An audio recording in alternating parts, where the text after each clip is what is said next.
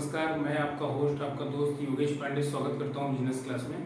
दोस्तों, आज मैं आपको बताने वाला हूं कि हिटाची एटीएम फ्रेंचाइजी में सीआरएम मशीन किस तरीके से फायदा देती है, किस तरीके से बेनिफिट पहुंचाती है और किस तरीके से लोग रेवेन्यू कमाते हैं। जो भी भाई व्यापार करना चाहते हैं, अगर वो आरबीआई के साथ काम करना चाहते हैं, हिटाची के साथ काम करना चाहते हैं, एटीएम इंडस्ट्री में काम करना चाहते हैं, बैंकिंग सर्विसेज में काम करना चाहते हैं, तो उनके लिए Hitachi franchise model, franchise ATM best option है। अभी लाइफ में देखिए आप, तो एक होता है एक्टिव इनकम, एक होता है पैसिव इनकम। एक्टिव इनकम वो होता है कि जब तक दिन भर आप काम कर रहे हैं, सपोज करिए कि कोई भी शॉप आपने खोला है, तो सुबह आप 10 बजे शटर ओपन करते हैं, रात को 10 बजे शटर बंद करते हैं, तब जाकर के आपको ट्रांजेक्शन्स होते हैं तो इनकम आती हैं। यहाँ पे क्या है, ये एक्टिव इनकम हो गया। पैसिव इनकम वो होता है कि आप घर में सो रहे हैं या आप उस काम को न करके कुछ और काम कर रहे हैं, फिर भी आपका रेवेन्यू आ रहा है। तो ये हिटाची का एटीएम फ्रेंचाइजी मॉडल ये पैसिव इनकम की तरह है। इसको हम 90% पैसिव इनकम मानते हैं और 10% एक्टिव इनकम मानते हैं, क्योंकि आपको डेली एक काम करना होता है कि बैंक से कैश विड्रॉ करके ले आकर के आपको अपने मशीन में कैश लोड करना रहता है। तो अब ऐसी कंडीशन में सीआरएम मशीन और एक एटीएम मशीन, एक एटीएम मशीन होता है जिसमें कैश डिपॉजिट नहीं होता है, उसमें सिर्फ विड्रॉल होता है, और एक होता है सीआरएम मशीन हिटाची का cash recycler machine. Cash recycler machine में कैश डिपॉजिट करने का ऑप्शन है, जैसे Union Bank, Andhra Bank, Canara Bank, Syndicate Bank, इन सभी बैंकों का कैश डिपॉजिट हो सकता है। कैश हैंडलिंग चार्जेस, जैसे सपोज करिए कि करंट अकाउंट, जितने भी बिजनेसमैन हैं उनका करंट अकाउंट बैंक में होता है, तो करंट अकाउंट में जब वो डिपॉजिट या विड्रॉल करने जाते हैं तो उनका कैश हैंडलिंग चार्ज बैंक काटता है। यहाँ पे क्या है कि सीआरएम मशीन में अगर वो अपने किसी भी बिजनेस के रिगार्डिंग, चाहे सेविंग अकाउंट, कोई भी कैश डिपॉजिट करते हैं तो कोई भी चार्ज नहीं कटेगा, उनका फ्री ऑफ कॉस्ट है। वो बैंकिंग टाइम पे बैंक में न जा करके सीआरएम में किसी भी टाइम पे अपने सहूलियत के हिसाब से कभी भी जा करके कैश डिपॉजिट कर सकते हैं। और फ्रेंचाइजी ओनर को क्या बेनिफिट मिलता है सीआरएम मशीन से, कि जो भी ट्रांजेक्शन्स का रेवेन्यू उनको विड्रॉल पे मिलता है, वही रेवेन्यू उनको डिपॉजिट पे भी मिलता है, उनको बैलेंस इंक्वायरी पे भी रेवेन्यू मिलता है। जैसे सपोज करिए कि हिटाची के पास सीआरएम मशीन में 2 प्लान है। एक प्लान है पर मंथ मेंटेनेंस चार्ज लेती है, और एक प्लान है जिसमें मेंटेनेंस चार्ज कुछ भी नहीं लेती है, वो फिक्स आपको एक सर्टेन रेवेन्यू आपको देती रहती है। वो आगे मैं बता रहा हूँ, आप समझिए उस चीज को। जैसे सीआरएम मशीन में अगर आप फ्री वाला लेते हैं, मेंटेनेंस फ्री प्लान लेते हैं, तो वो प्लान है 2,60,000 रुपए का। 2,60,000 रुपए में 1,60,000 रुपए अपफ्रंट फी है, यानी कह लीजिए लाइसेंस फीस है, वो रिफंडेबल नहीं है, और उसमें 1,00,000 रुपए का आपका रिफंडेबल सिक्योरिटी डिपॉजिट है। तो टोटल हो गया 2,60,000 रुपए। जो 1,60,000 रुपए नॉन रिफंडेबल है, उस पे 18% जीएसटी यानी 28,800 रुपए जीएसटी होता है। तो ये टोटल प्लान आपका हो जाता है 2,88,800 रुपए का। तो 2,88,800 रुपए आफ्टर अप्रूवल, जब आप प्रपोजल अपने शॉप का, चाहे वो रेंटल शॉप हो, चाहे वो आपकी खुद की शॉप हो, जहां पे आपको फुटफॉल नजर आता है, आपको लगता है कि यहाँ पे एटीएम की रिक्वायरमेंट है और यहाँ हम एटीएम लगाएंगे तो एटीएम में ट्रांजेक्शन्स आएंगे। कंपनी का भी अपना रिव्यू होता है, जब आपका प्रपोजल जाता है तो कंपनी भी रिव्यू करती है। तो जब रिव्यू होने के बाद आपका प्रपोजल एक्सेप्ट कर लेती है कंपनी, फिर आपको एक एलओआई देती है, यानी अप्रूवल लेटर देती है। अप्रूवल लेटर के बाद आप 2,88,800 रुपए कंपनी को ट्रांसफर करते हैं। कंपनी के ट्रांसफर होने के बाद कंपनी का टीआईएस वेंडर जो होता है, वो आकर के आपका साइट का पोजीशन ले लेता है और वो पूरा इंफ्रास्ट्रक्चर वो तैयार करता है, और उसी बीच में आपका सारी machinery, VSAT, UPS, modem, machine, ATM, CRM machine, सारा कुछ आ जाता है।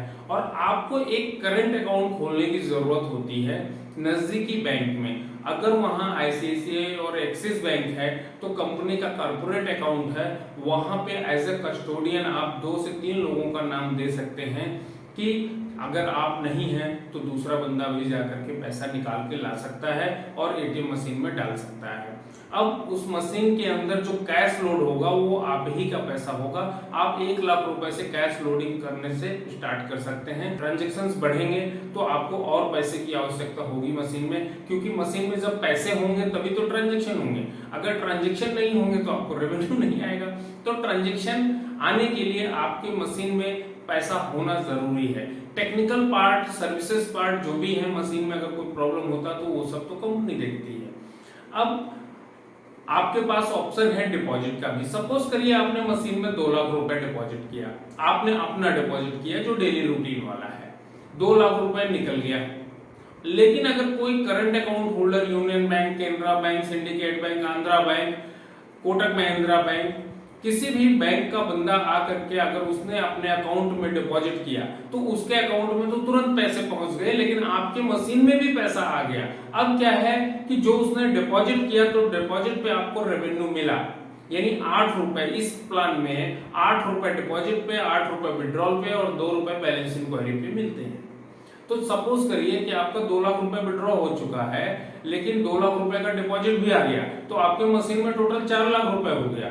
तो आपको डिपॉजिट करने का, जो बंदे ने डिपॉजिट किया 3 ट्रांजेक्शन 4 ट्रांजेक्शन में, वो तो आपको 8 रुपए मिले, लेकिन वो पैसा उन्हीं का पैसा, पब्लिक का ही पैसा आपका विड्रॉ भी हो रहा है, तो उस पर भी रेवेन्यू आपको मिल रहा है। तो ये प्लस पॉइंट है सीआरएम मशीन के साथ। आने वाले वक्त में ब्रांचेस बहुत तेजी के साथ नहीं बढ़ रही हैं, क्योंकि उसमें इनिशियल इन्वेस्टमेंट बहुत ज्यादा आता है। तो आरबीआई की ये प्लानिंग है कि जगह जगह पे जो भी पॉपुलेशन वाला एरिया है जहां पे ब्रांच अवेलेबल नहीं है, वहां पे सीआरएम मशीन की संख्या को बढ़ाई जाए फ्रेंचाइजी मॉडल में, जिससे कि लोगों का अकाउंट कहीं भी हो, किसी भी बैंक में हो, और उसमें वो डिपॉजिट भी कर सकें और विड्रॉल भी कर सकें।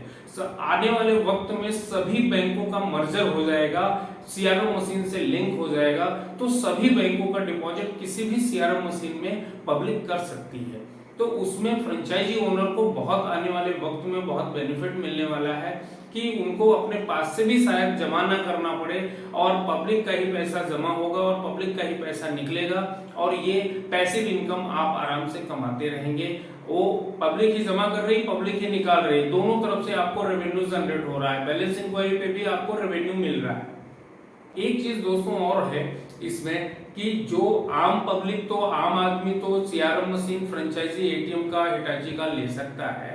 एक बेनिफिट इसमें और है कि जो पेट्रोल पंप वाले हैं, चाहे वो किसी भी कंपनी का पेट्रोल पंप है, चाहे वो एसआर हो, चाहे वो रिलायंस हो, चाहे वो इंडियन ऑयल हो, भारत पेट्रोलियम हो, एचपी हो, तो ये सब पेट्रोल पंप मालिकों के लिए सीआरएम मशीन बहुत बेनिफिशियल साबित होता है। क्यों? क्योंकि इनका कैश हैंडलिंग चार्जेस जो भी दिन भर का ट्रांजेक्शन इनका पेट्रोल पंप का होता है, वो बैंक भेजते हैं पैसा जमा करने के लिए, बैंक उनसे कैश हैंडलिंग चार्ज लेता है। तो अगर जैसे सीआरएम मशीन का टाइप हमारा केनरा बैंक से, यूनियन बैंक से, सिंडिकेट से, आंध्रा से है, इनका डिपॉजिट हम ले रहे हैं, इलाहाबाद बैंक का भी ले रहे हैं, इंडियन बैंक का भी ले रहे हैं deposit, Hitachi ATM, CRM machine, तो अगर इन सारे किसी भी बैंक में अपना उनका पेट्रोल पंप का अकाउंट खुल जाए, एक करंट अकाउंट अगर वो खोल लें, तो जो पैसा वो बैंक में भेजते हैं डिपॉजिट करने के लिए, उनका बैंक तो खुद ही सीआरएम मशीन ही है, वो उसी मशीन में जमा करेंगे तो उनके खाते में तो तुरंत पेमेंट पहुंच गया और मशीन में कैश बैलेंस भी हो गया। तो वो कैश बैलेंस पब्लिक भी निकाल रही है और उनके खाते में वो पैसा तुरंत पहुंच गया, जिससे कि वो अपना पेट्रोल पंप का कार्यक्रम कर सकते हैं। कुछ भी चीज मंगाना है, पेट्रोल मंगाना है, डीजल मंगाना है, ऑर्डर कर सकते हैं, कुछ भी कर सकते हैं, उनको बैंक जाने की जरूरत नहीं पड़ी और मशीन को भी पैसा मिल गया, मशीन अपना काम कर रही है, पेट्रोल पंप का मालिक अपना काम कर रहा है, और अगर साथ में फ्रेंचाइजी भी है तो उसका एडिशनल बेनिफिट उनको मिल रहा है कि उनको रेवेन्यू जनरेट हो रहा है। दोस्तों, मुझे लगता है कि सीआरएम मशीन की जानकारी आपको स्पष्ट है, जो नॉन मेंटेनेंस वाला है। अब इसमें एक कंडीशन और है, वो भी मैं बता दूं कि 2600 ट्रांजेक्शन तक, महीने में यदि 2600 ट्रांजेक्शन तक ट्रांजेक्शन हो रहा है 2600 से बिलो होगा तो आपको 6 रुपए मिलेंगे, और 2600 से ऊपर होगा तो 8.5 रुपए के हिसाब से विड्रॉल पे मिलेगा रेवेन्यू। और डिपॉजिट पे 8 रुपए वो कांस्टेंट रहेगा, वो रेगुलर बेसिस पे मिलता रहेगा, उसमें कोई कंडीशन नहीं है। लेकिन जो 2600 की काउंटिंग है उसमें डिपॉजिट, विड्रॉल, बैलेंस इंक्वायरी तीनों को मिलाकर के काउंटिंग होती है। ये रहा नॉन मेंटेनेंस वाला।